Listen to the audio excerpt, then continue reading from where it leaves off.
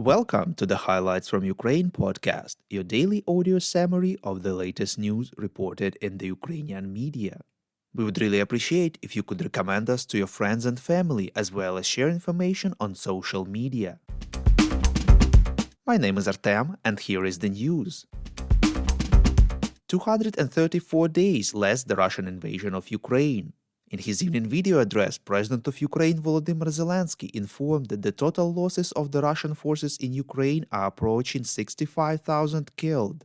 The president said that now it is possible to say that even 100,000 dead Russian citizens will not prompt the Kremlin to think a little bit. He emphasized that peace will become possible when its terror becomes impossible for Russia. Zelensky again reminded the citizens of Russia who do not want to participate in this criminal war but who are sent to Ukraine of one possibility. All who surrender themselves to Ukrainian captivity will save their lives. Anyone who continues to fight in the Russian army or among mercenaries cannot count on such an ending. Massive shooting happened in one of the training camps of the Russian army in the Belgorod region near the border with Ukraine, reports Ukrainska Pravda. According to the Russian Ministry of Defense, 2 citizens of one of the former Soviet countries fired on volunteers preparing for war in Ukraine. As a result, 11 people were killed and 15 more hospitalized. The attackers were killed as well. Earlier, Russian Telegram channels reported about the shooting. According to their sources, up to 22 Russian military personnel were killed and 16 wounded. They informed about 3 attackers, 2 of whom were killed, 1 managed to escape. The General Staff of Ukraine informs that the enemy tries to hold captured territories while conducting offensive actions in the Bakhmut and Avdiivka directions, Donetsk region, reports Unian. Ukrainian forces managed to repel enemy attacks in 8 different areas of the Donetsk region.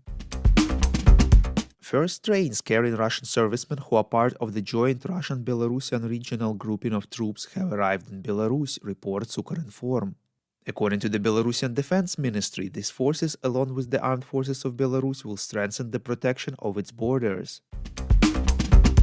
Saudi Arabia announced allocation of humanitarian aid to Ukraine in the amount of $400 million, reports Interfax Ukraine. The decision was made the day after the phone call between the President of Ukraine and Crown Prince of Saudi Arabia.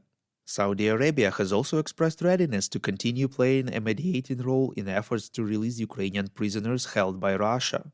The Saudi Crown Prince played a prominent role in September in helping to release 10 foreigners who were fighting for Ukraine, including 2 Americans.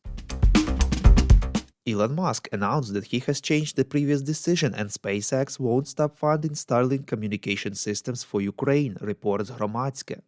Quote, "The hell with it, even though Starlink is still losing money and other companies are getting billions of taxpayers' dollars, we'll just keep funding Ukrainian government for free," unquote. Starlink systems are crucial for the Ukrainian military, government, and residents of the newly liberated territories as they provide easy internet access. The Russian military shot known Kherson conductor Yuri Karpatenko in his own house, reports Radio Liberty. According to the Ministry of Culture and Information Policy of Ukraine, Karpatenko was killed for refusing to cooperate with the occupiers who planned there a concert.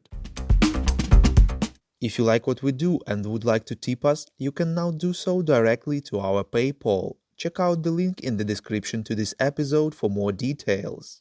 And as usual, you can subscribe to our Patreon. In gratitude for your help, we will give you access to a series of exclusive episodes on wartime life in Ukraine.